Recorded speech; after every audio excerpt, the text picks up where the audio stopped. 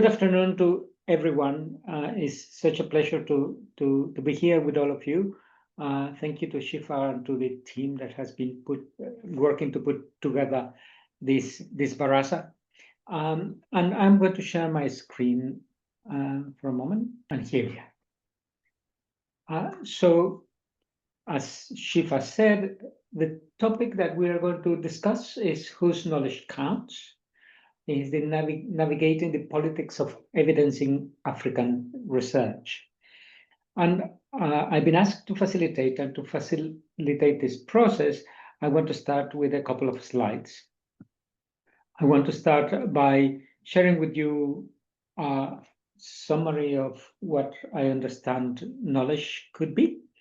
And knowledge is sometimes defined as a justified understanding of facts, concepts, or experiences that enables someone to interpret, explain, or act effectively in the world. It involves not just information, but comprehension, meaning, and the ability to apply what is known to use that information. And so I'm drawing from a number of sources there. And when we engage in this conversation about knowledge, I think we are not only talking about the knowledge of an individual, which is what that description of knowledge implies, but the knowledge of groups of people, which takes us to knowledge systems. And so I looked up a definition of an indigenous and local knowledge system, and the definition I found was from IPBS and UNESCO, and is complex sets of knowledge, know-how, practices, and representations, Sorry. maintained and developed by people with long histories of interaction with their natural environment. This definition of indigenous knowledge emphasizes relationships, ethics, and intergenerational transmission rather than formal institutions.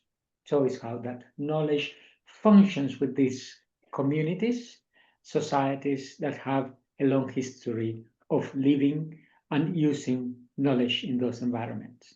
And I think that is relevant to us because in the work that we do, we are on a day-to-day basis, working with people, with communities, and with societies where indigenous knowledge is important. But I would say all of us have been influenced by science and the scientific knowledge system. And I understand that as the scientific knowledge system, as the organized network of people, institutions, methods, and norms through which scientific knowledge, and that is knowledge produced by systematic observation, experimentation, and reasoning, that scientific knowledge is generated, validated, communicated, and applied. And the emergence of science and scientific knowledge that occurred in the last 2-3 centuries has changed our society and has defined the way that many of us perceive the world. It's interesting that different from local knowledge or in the indigenous knowledge systems, scientific knowledge relies on empirical evidence, logical reasoning, peer review, and replicability to ensure reliability and to build a coherent body of understanding about the natural and social world. In the other case, it was experiential, and long-term living in the local conditions.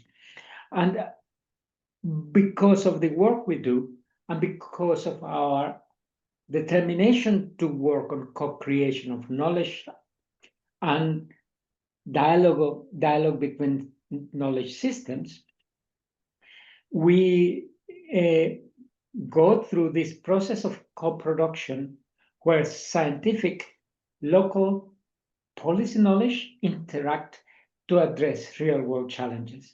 And that produces doubts, that challenges us in how we value, use, integrate, contribute to, co-produce new knowledge. And as part of a research program that generates new knowledge, that is a fundamental question. So this afternoon, we've got 3 presentations.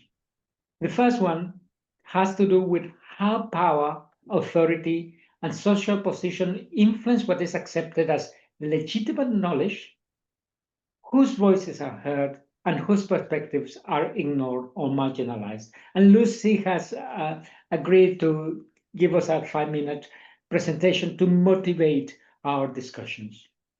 That will be followed by a presentation from Rick, who is going to be discussing what is knowledge, how scientific knowledge emerges, why is it useful, and what has happened to humanity what has helped humanity to overcome multiple problems. So the role of science in the co-creation of knowledge is going to come as part of his presentation. And then Stella has agreed to motivate us and to challenge us to think about how do we value and interpret knowledge as researchers. Why should we value farmers' knowledge in our work? So we're going to have these 3 presentations one after the other, and then we're going to have a period of 15 minutes for discussions. I invite you to put questions in the chat and comments in the chat, and we are going to ask our presenters to discuss some of them.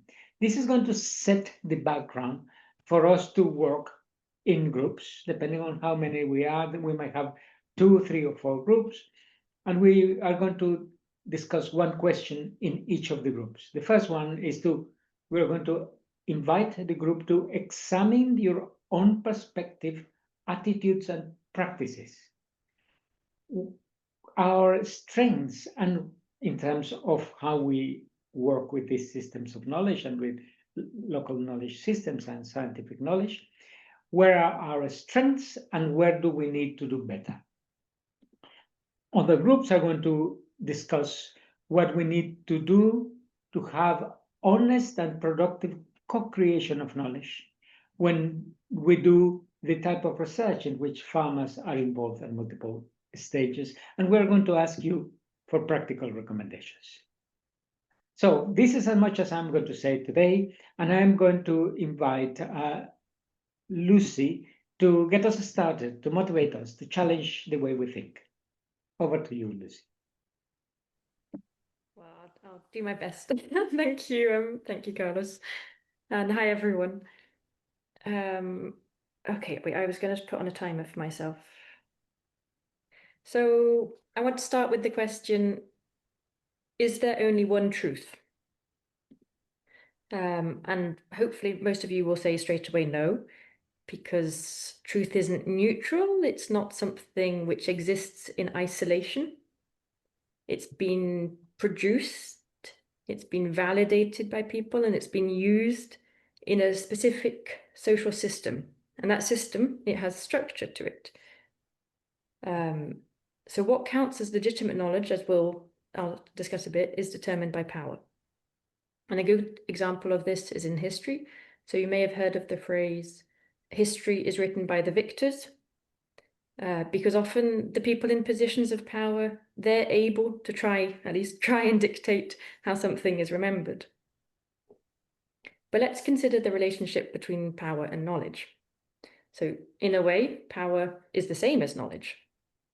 And there's 4 little points I want to discuss. So first of all relationships have power dynamics between them.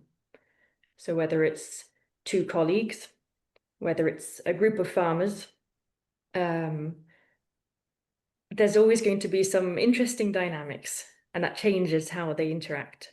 Sometimes it can be different if they're, 2 colleagues who are at work, or 2 colleagues who have been invited to your house, perhaps. The second point is that power can create new realities or domains of knowledge. So if any of you are parents, you might have told a little white lie to your children to shape or to sort of reduce their worries about a situation.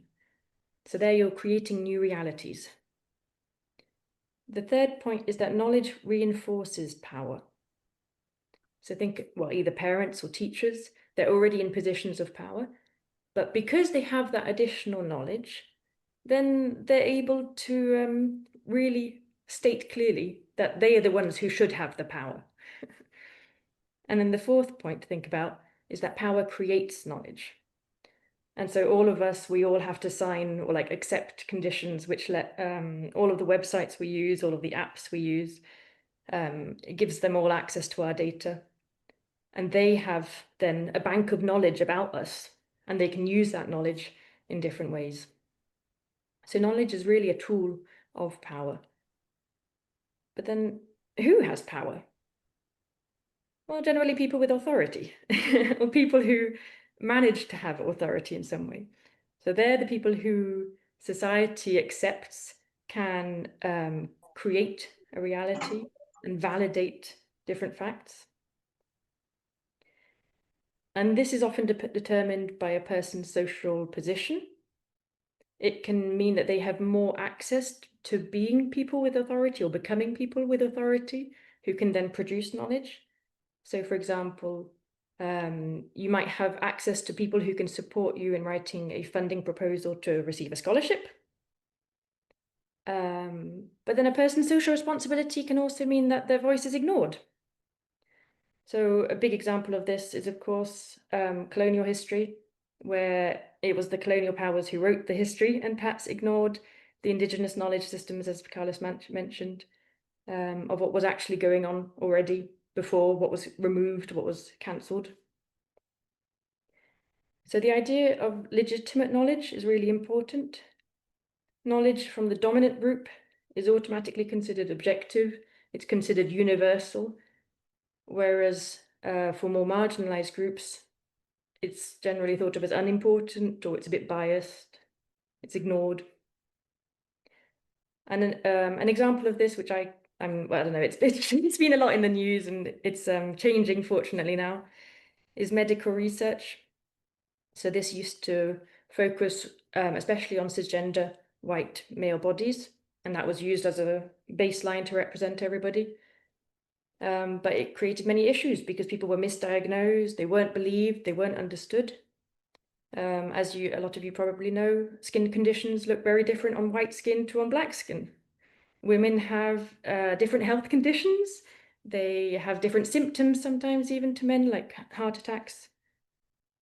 And so where scientists were the male people, they were the ones deciding which bodies to conduct research on. The funders were also male, so they were able to agree with the scientists. They didn't see a problem with that. And so this knowledge was being validated by the dominant people in that society, and other people's voices weren't being listened to or heard. So in all examples, in all cases, we really need to critically examine who is speaking, who is being silenced, in order to understand the power dynamics, in order to create changes in the existing structures, towards decreasing social inequality, and in our cases, supporting farmers. Let me share my screen. And Carlos introduced saying I was going to talk about a long list of things, and I was given 5 minutes, and I hope that at least I will meet the 5-minute requirement. I'm not sure I'm going to talk about any of the other things that Carlos mentioned. We're talking about knowledge, and we're talking about knowledge in systems where a lot of other things are overlapping and are often and are confused with knowledge. Beliefs and worldviews, learning and evidence, truth and facts. What do they mean? This is a complex, deep, and perennial topic. This is what epistemology is about, and thinkers have been thinking and worrying about these things for thousands of years, and we don't have answers to all of them or even any of them now. And certainly I can't give you answers to these things in 5 minutes. So what I am going to do is give you 5 ideas relevant about science that I hope are relevant to what we're trying to do in co-creation in agroecology. So first one, here's a question. What holds up the earth? You've maybe heard the story of the people or person that said the earth sits on the back of a giant green turtle.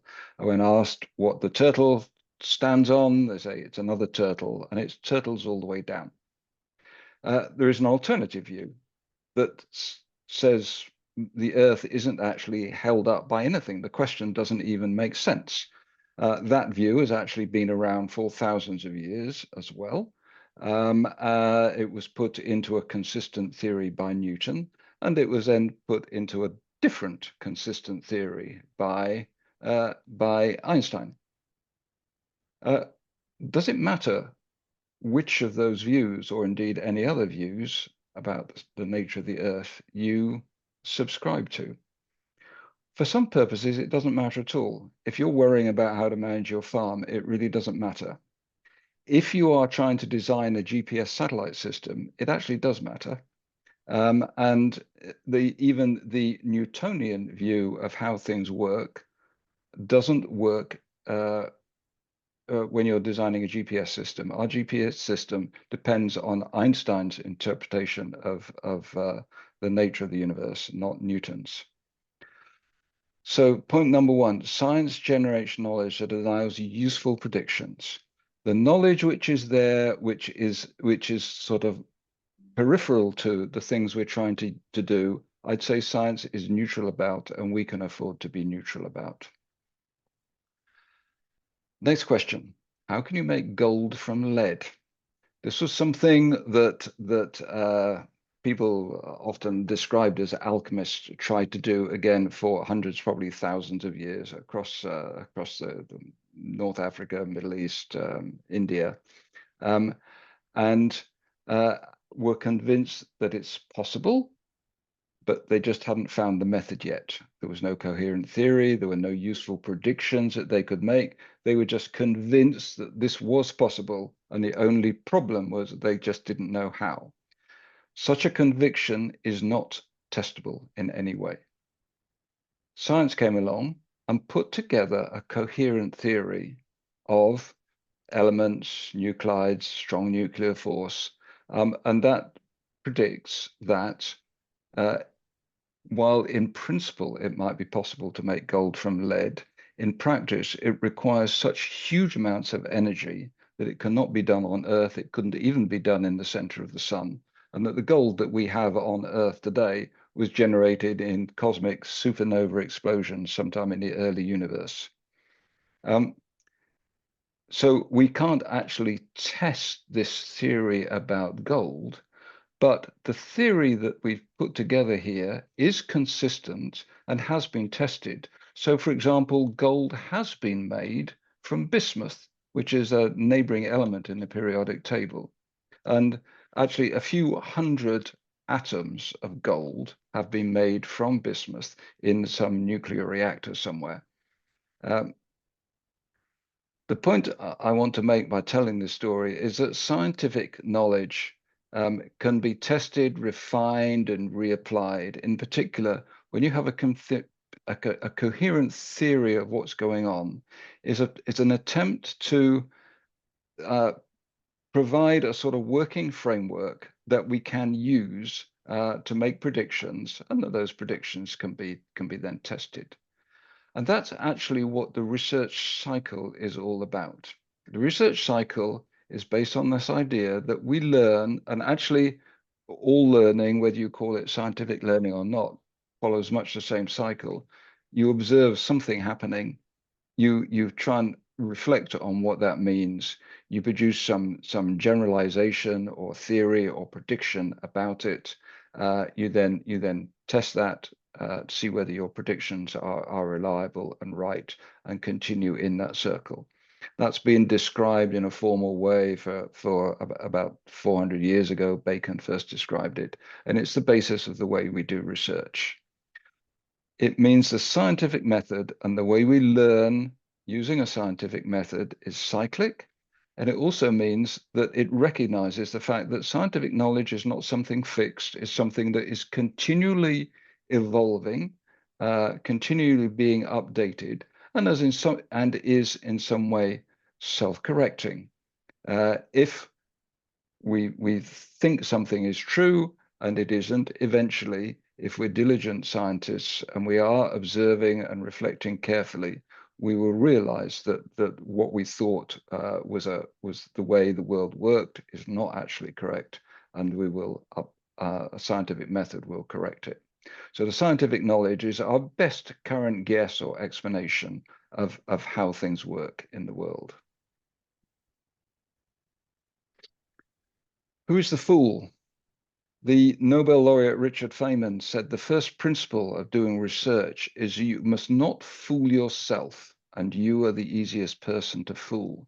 In other words, it's very easy to be misled by, convinced by your prejudices, your casual observations, your convictions that you had before you started working on a problem. And science aims to avoid those misrepresentations, misinterpretations, biases, and fixed opinions, etc. That's why we have research methods that we aim to be rigorous and robust and objective and open and repeatable. They're so that the knowledge we're generating stands up to close examination, and will give us some trust that the predictions that we're making, which are going to go on and inform the actions we're taking, that those are reliable. All those familiar tools of science that you are used to, like what you do when you're designing experiments and you're collecting and analyzing survey data, all those are means of putting these research methods principles into practice. Fertilizer from the air. I'm going to look at a example which is relevant to what many of us are working on. Biological nitrogen fixation, a core principle of soil health. The reason why we try to include legumes in soil management, etc. I don't know the full story of how biological nitrogen fixation came to be understood in all its nuances and complexities, but it's clear that there are observations and knowledge from farmers that contribute, and observations and knowledge from science that contribute. The fact that legumes work sometimes and don't work other times are things that farmers are aware of, and probably were aware of before scientists then came and, taking that observation, figured out why that was going on. On the other hand, nitrogen is not something that farmers can, even in principle, be aware of. It's invisible, it's smellless, it's very non-reactive, actually. And it takes scientific insights to be able to understand that nitrogen is there and is part of this complicated system that we're now understanding and able to use very effectively in our agroecological soil management. So the point is, this cycle, when we're using co-creation, this cycle of observe, reflect, generalize, and plan, is something that should be driven not only by scientists, represented here by the blue dots, and scientific knowledge, but by those farmers or anybody other participants' knowledge and experience coming into it. So I don't see a competition or confrontation between local knowledge, farmers' knowledge, and scientific knowledge. Instead, I see these two coming together in a co-creation process, so that what we're learning is most effective, that the learning is most efficient, and producing the knowledge that is needed to solve the problems. So there are my 5 points, and I give you one free one as an extra. And that is just a reminder that knowledge and belief and understanding is only one input into decisions and practices, what we actually do, what we or anybody does in a given situation. That is not dependent only on knowledge. It's dependent on many other things as well, on values and norms and social pressures and culture and resources we have, etc. And these things are often get a bit confused together. And I think I've found in my work that it's helpful to try and separate those pieces, things which are based on knowledge and these other influences of decisions. Decisions don't correspond to knowledge alone. And I will stop there and hand over to Stella. Thank you. Thank you. Thank you, Rick. Thank you, Lucy. The conclusions are all very good. And picking up from where Rick has ended, how do we value and interpret knowledge as researchers? So here, I would take it on by looking at some aspects. For example, asking, does this knowledge matter to the people who can use it? Now we look at aspects of credibility, legitimacy, and relevancy.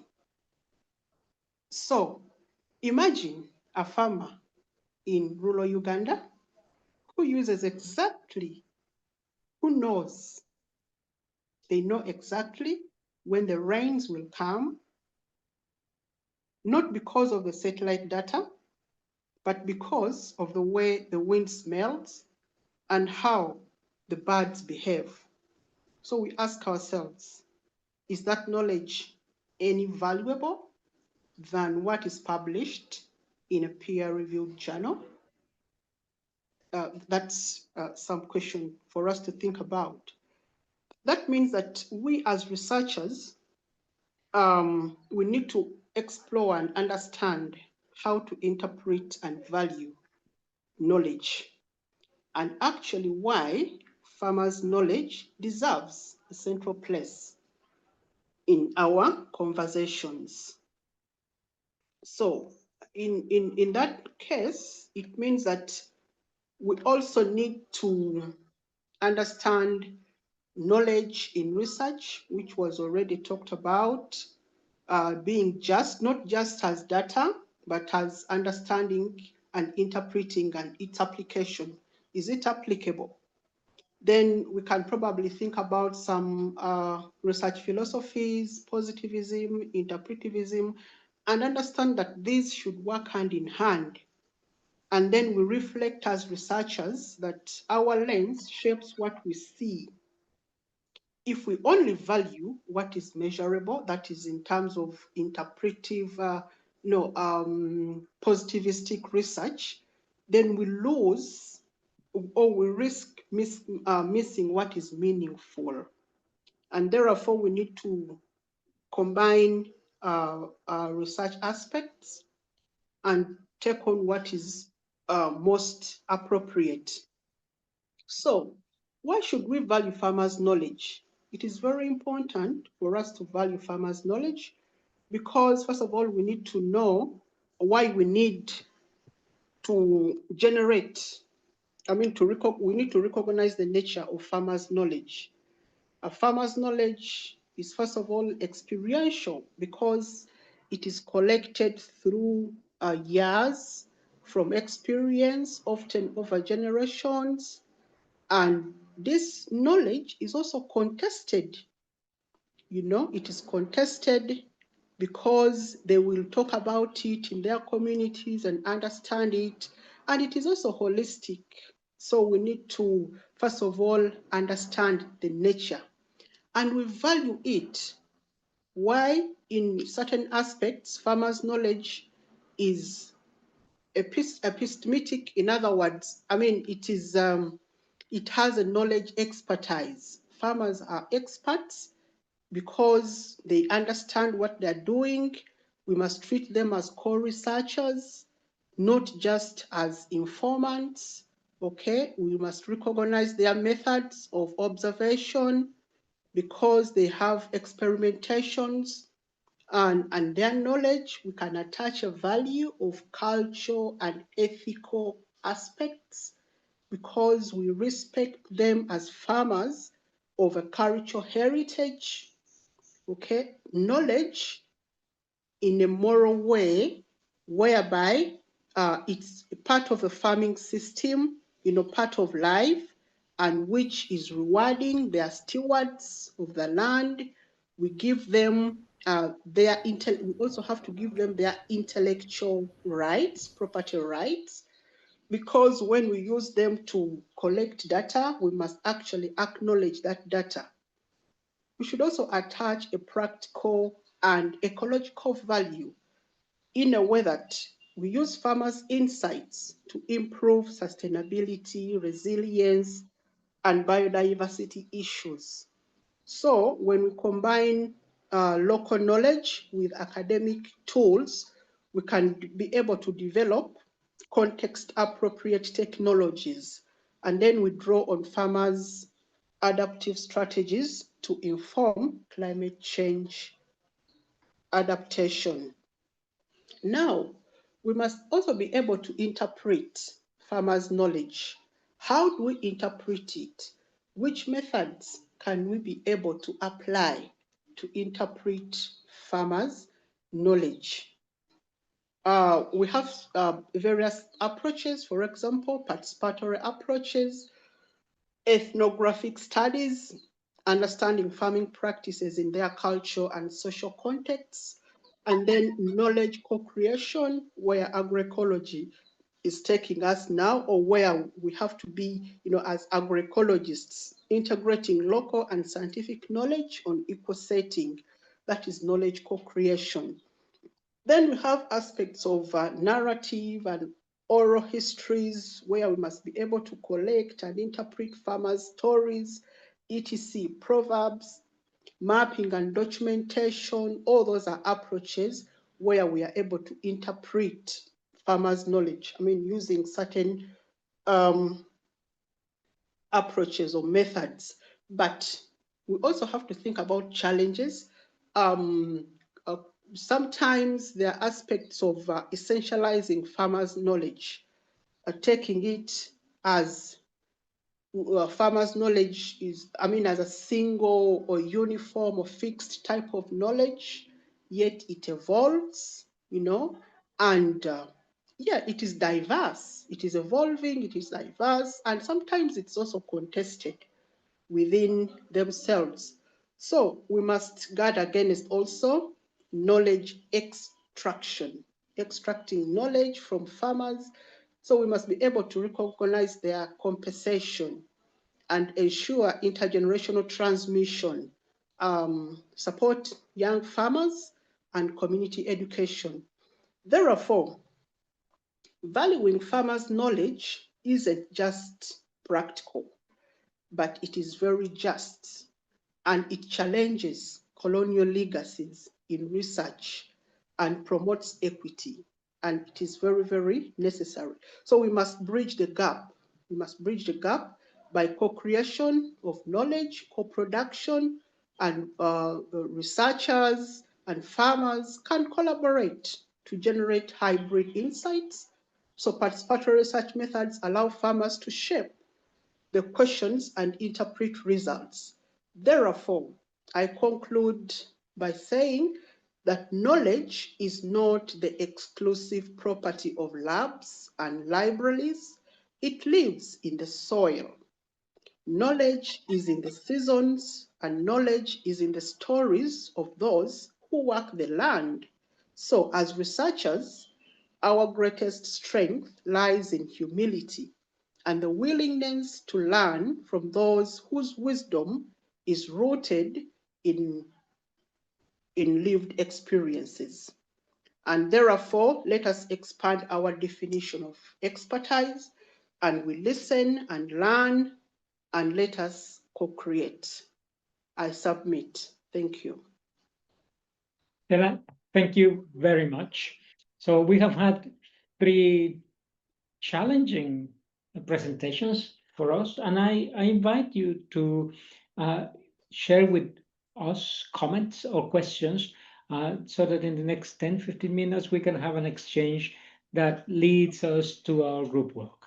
So the room is open for you to participate, and we are very few of us, so if you want to talk, that's allowed to. Sarah, you got your hand up. Please go ahead. Thank you so much. This is really exciting. Thank you to all the presenters. My question is, because I think in terms of a landscape, I don't see just the scientist and the farmer's knowledge, but there's other players within the landscape and other knowledges. And maybe from Rick's definition of what knowledge maybe should or shouldn't be, I would like to hear back from him and maybe others. But there is different, knowledge of the business person and knowledge of the leaders, and learning how to keep the institutions running and all that. So I think there are different knowledges, and they are all operating within that locality. And I think what I'm struggling with is the dichotomy science and farmers, and I would like us to broaden it. And I'd like to hear comments of whether those other categories really exist, or I didn't get the definition of what knowledge is. Thank you. Thank you, Sarah.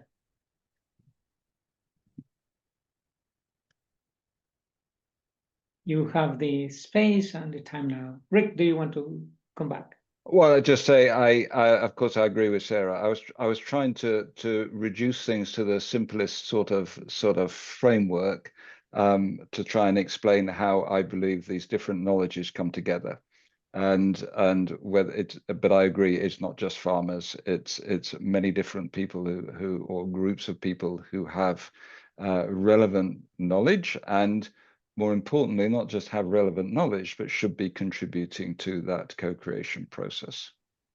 Thank you. Lucy? Oh, it's a great question. And again, just still using the dichotomy, but I know we're talking about research, but to me it depends on the context. So if you're someone completely external to that country or something, then your knowledge in that community, you have no knowledge of that community.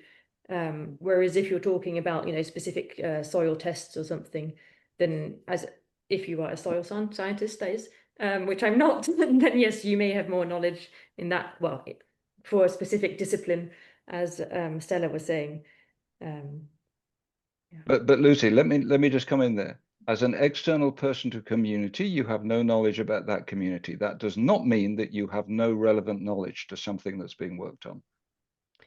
No, but it depending on what you're talking about. So if the community is doing a celebration, then you may have, you will not be able to participate in a productive way unless somebody explains to you all of the basics of how to participate, what the ceremony means, and all of that sort of really rich knowledge, which if you haven't already interacted with people from that community, then you won't know.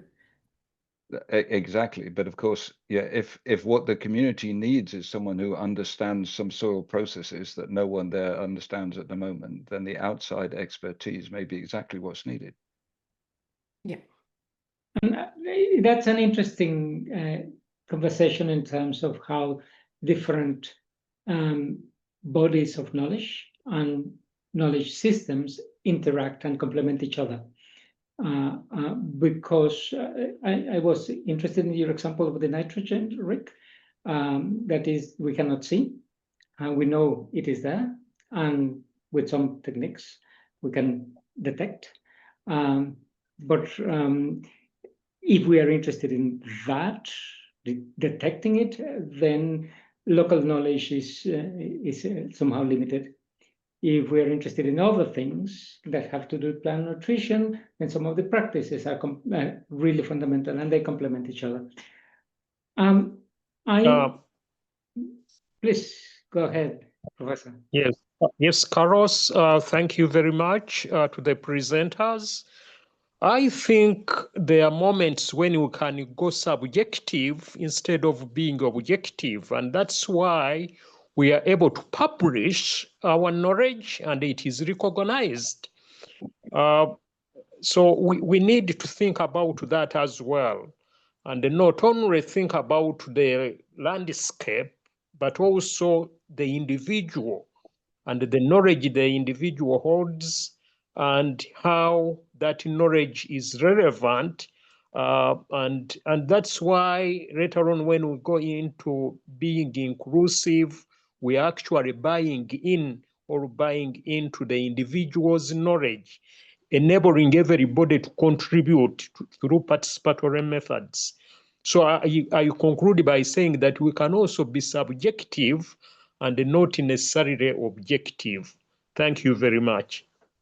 Thank you. Rick, you got your hand up. I wanted, just, I know most of you on this call, and I like to be provocative. So I'd like to provoke Stella when she referred to farmers' weather knowledge and the fact that they can forecast the weather from the coming of the rains, for example, from the behavior of the birds and the smell of the wind.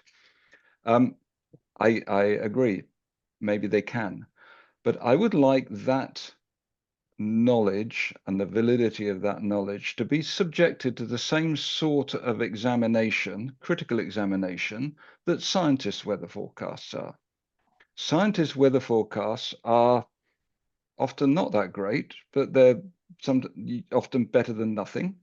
And we know exactly how good they are. We have data on, percent accuracy of forecasts and so on. Why do we, or why are we often encouraged to take farmers' knowledge of something like the weather to be sort of as if it's given to be true? It must be true because it's farmer knowledge, whereas scientist knowledge is expected to pass some tests of usefulness.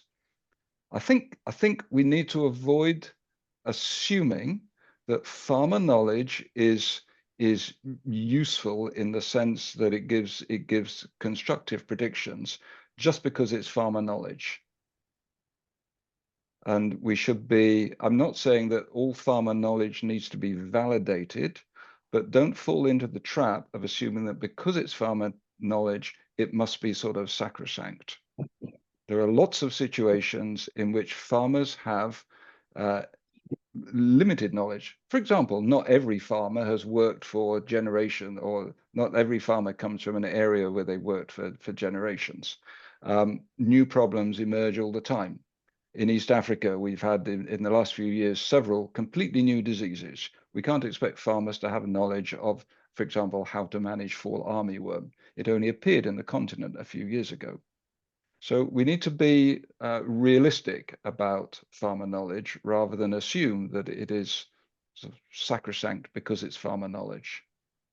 Thank you. And then I'm sure I'll be shouted at for saying that. Yeah, thank you. Sarah, go ahead. You, Rick. Thank you, Rick.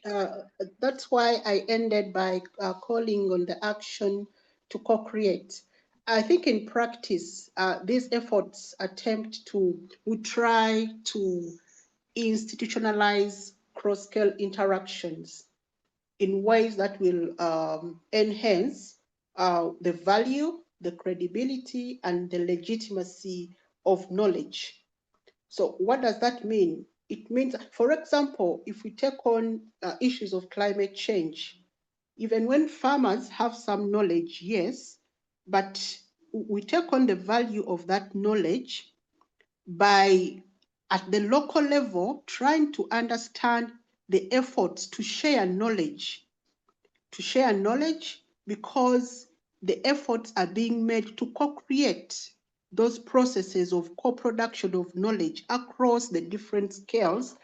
And rather than then we rely on academic or scientific knowledge and other processes to ensure credibility of that knowledge. So that is why we need to co-create and co-develop and work together, so that we don't just rely on the other knowledge. We value it, but it can also be tested to make it more credible. I think that is what I also meant with that. Thank you. Thank you, Stella. Sarah and then Isra, and then we are going to close the round of questions and answers. Yeah, thank you so much. I don't know. I mean, I'm uncomfortable with what Rick is suggesting, that we need to subject farmers' knowledge to, I don't know, some kind. It's like somebody needs to prove that it's one way or the other. I think that is okay, but let the farmers' knowledge, the farmers' systems be the ones that prove, rather than the need for science or what's called modern systems to be the only ones that then will make it credible. I think let the credibility be proven by maybe the local systems as well as the modern systems, and not one proving the other, because we could also do it the other way around. Thanks. Isra. Thank you for the invitation, Carlos. I know I come from a different context, but I have 2 points from what you're saying, and I really like Rick's point about, reality changes, and we usually scientists live, in a world of uncertainties, and of course we are able to do that. So probably, I don't know at which point or how we try to value farmers' knowledge, but also try to acknowledge that level of uncertainty. And, just putting a simple example, climate change is changing different norms, values in society, how we are dealing with this in terms of recognition or how we co-create knowledge. And that's for me important. I think, reality changes fast, at least nowadays. And the other point is, I had the feeling that we are still valuing we are saying we are valuing farmers' knowledge. What Sarah says was that we make it more credible through science. My question for you is how we move through the other side, because we are, making it more credible through papers and, being more systematic. But and also we make, training guides and all these kind of things that, come from our knowledge system, but how we move to the other side. When is it the time to create with farmers, or farmers propose different systems of communications to dialogue? I don't know if I make sense, but those are my 2 brains of You make sense to me. Thank you, Isra.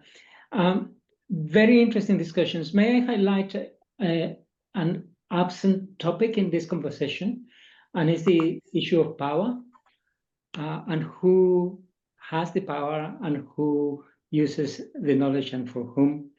It seems that we are very interested in the generation of knowledge, and I see we have an audience here of scientists, and I have no doubt that we all are very interested in this process of co-creation. Otherwise, we wouldn't be here.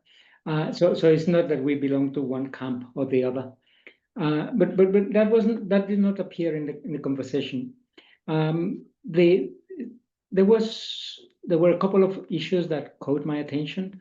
The first one is this discussion of who proves what and for whom. In our lives as researchers, we need to prove things for us. Farmers have those processes in their own ways. Some of us are researchers and farmers. And how do we bring the 2 systems together? How do we then contribute to this partnership that we are working hard to establish? Those are things that we need to continue developing and working on. And the other thing that I think is a call for our program for CRFS is our tendency to talk about farmers and researchers, and we are 2 of the agents in those systems that we're interested in modifying. And Sarah, you called it landscape. Other people call it by different names. And when we start going beyond that, then we probably need to start changing the language and acknowledging that farmers have crucial agents in this process, but are not the only ones that we relate with. And it is the dialogue between different systems of knowledge and how we, as one of those agents, can contribute to changing the systems in a direction that, as a community, we think would be beneficial. So thank you for this discussion. Our next stage, and for that we have 35 minutes, is to go through a series of questions, and I'm going to share my screen again so that you can see some of the guidance that Shifa has helped us preparing. Share screen.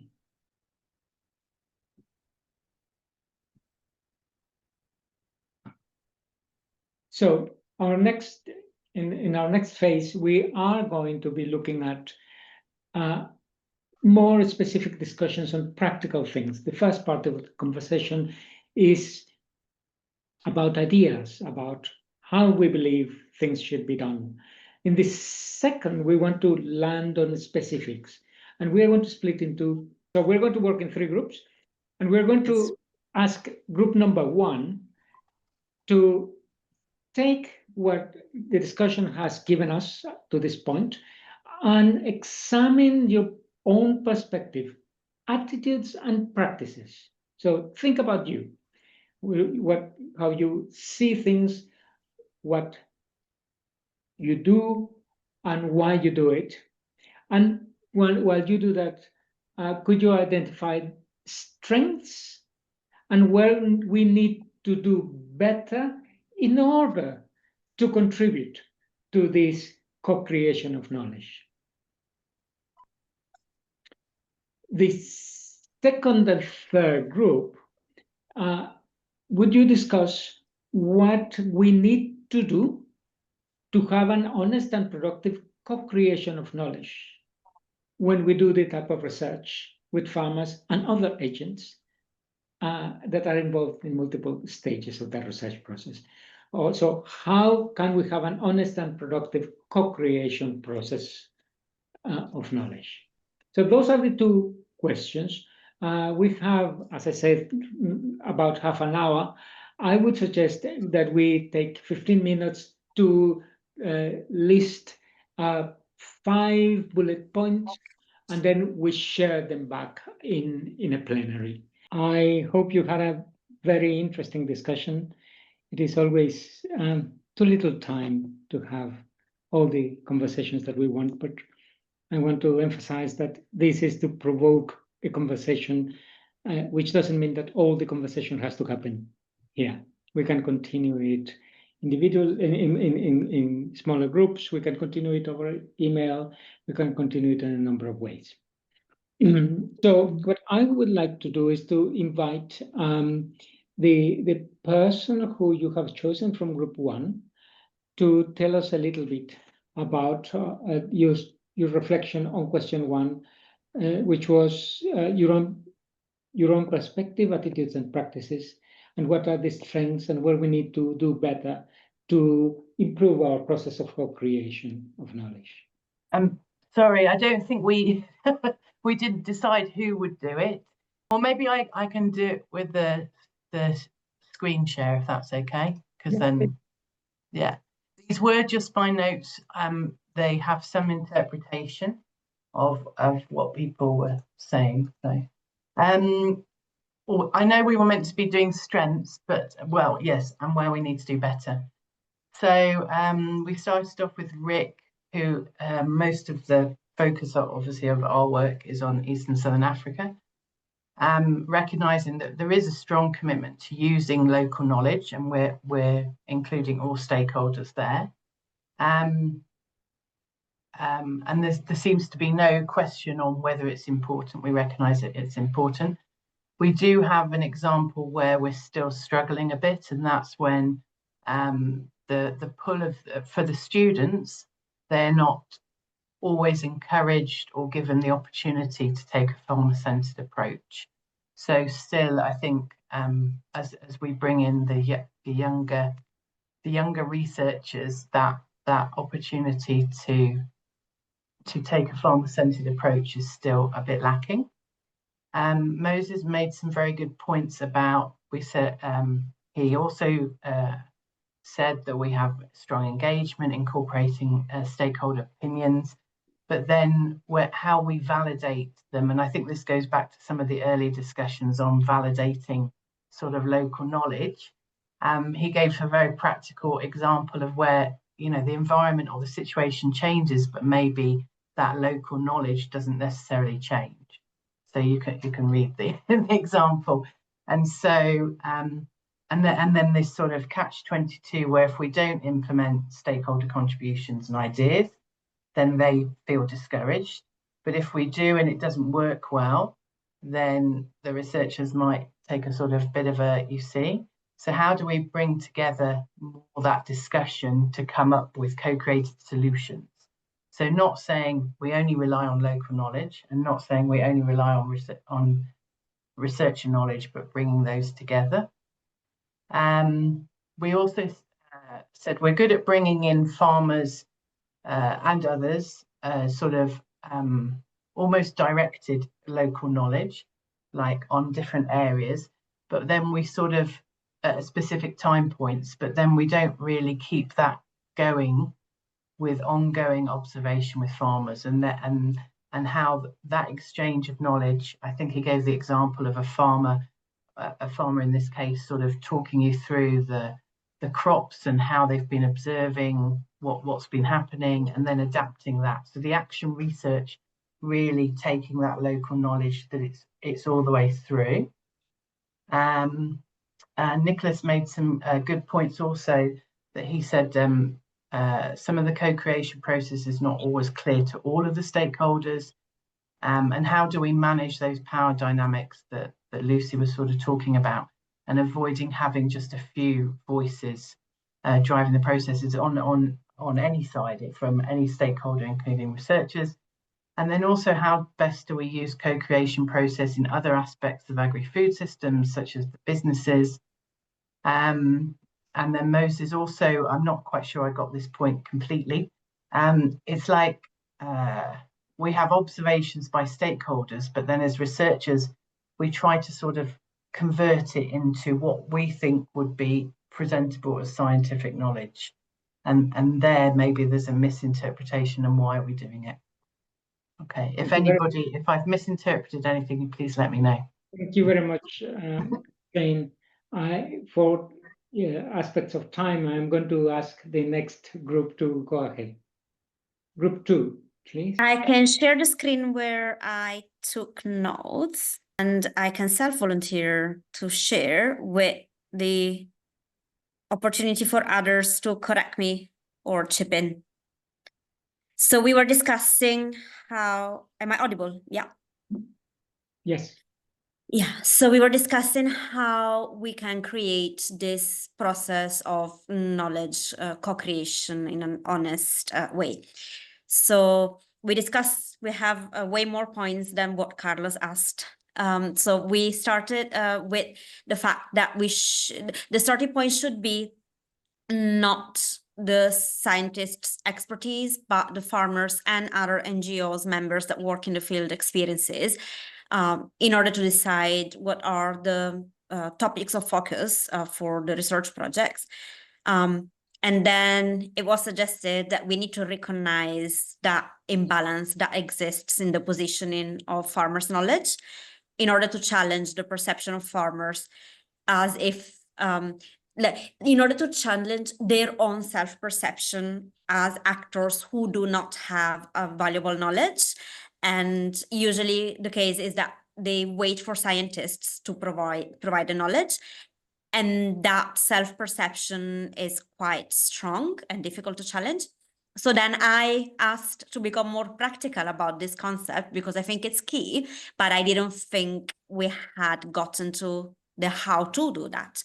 So it was suggested that a way to do that is to build relationship between farmers and scientists and build trust. And it's a process that needs to develop over time in order for perceptions to shift in their ability to contribute to knowledge, and also to build their own self-confidence in doing that. Then there was the suggestion that we need to promote and listen to farmers' expertise and awareness on the topics for scientists to then respond to that. There is a need to develop practical tools that allow dialogue to happen between farmers and scientists. And then at different points, we self-caught ourselves on the fact that we were focusing only on farmers and scientists, but we need to acknowledge that there are other actors that are part of these interactions in the field.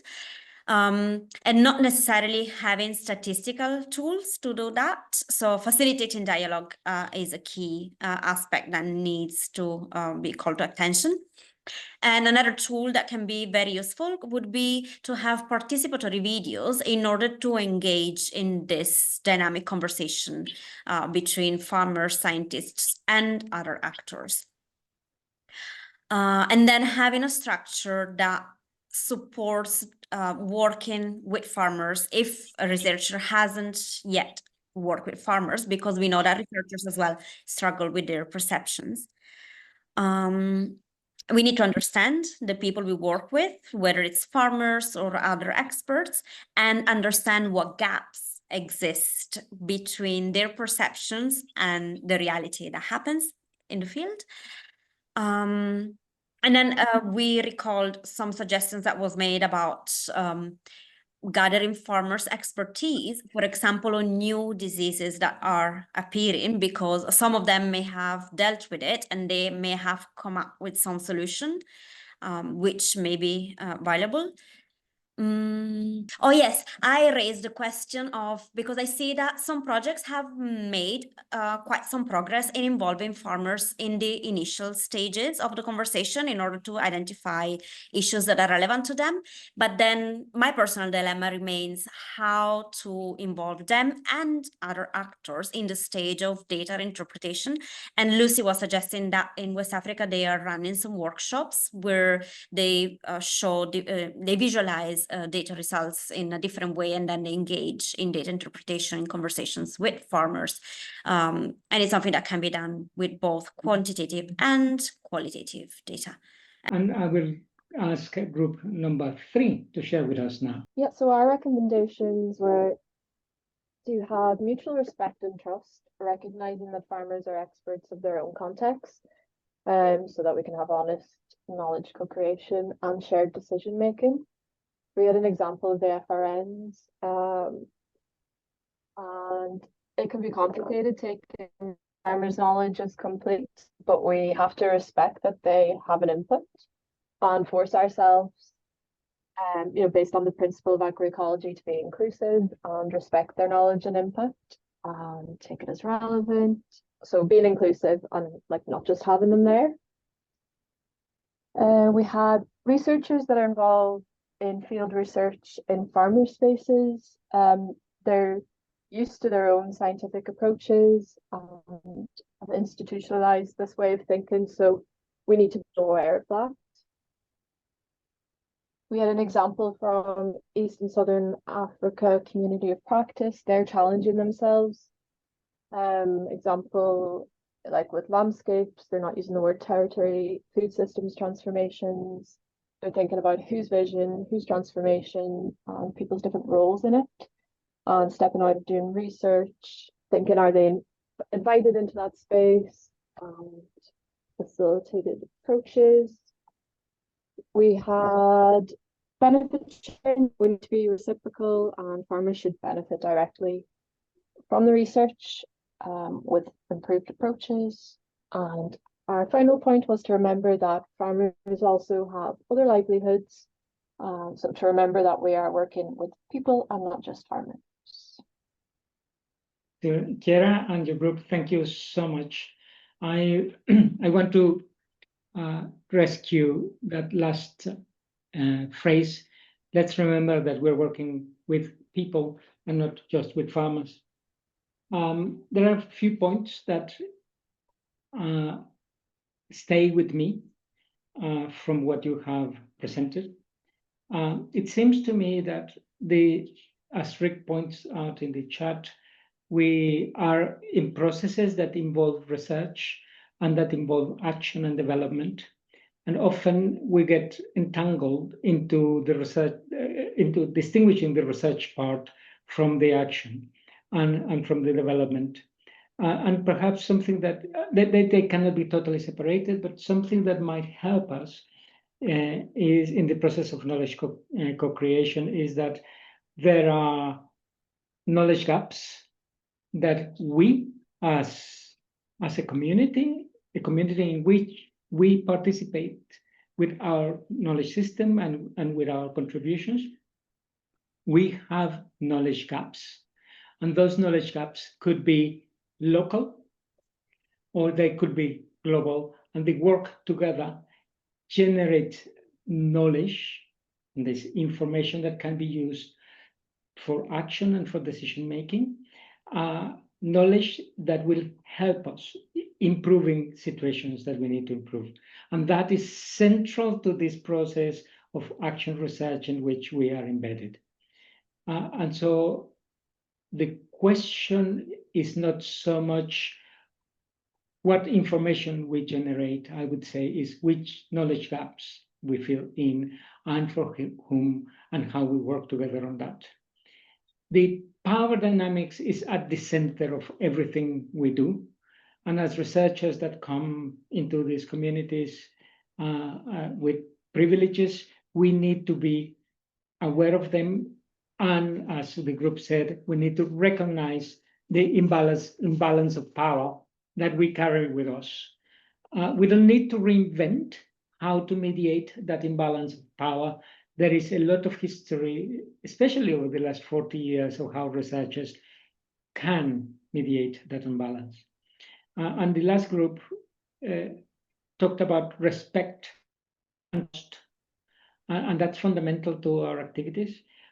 We all can contribute to the process of generation of knowledge, and that is we all.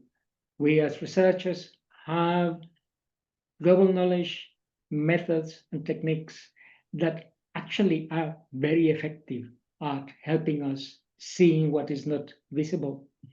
Farmers have their local knowledge full of experience that also contributes, and we all are facing these very rapid changes.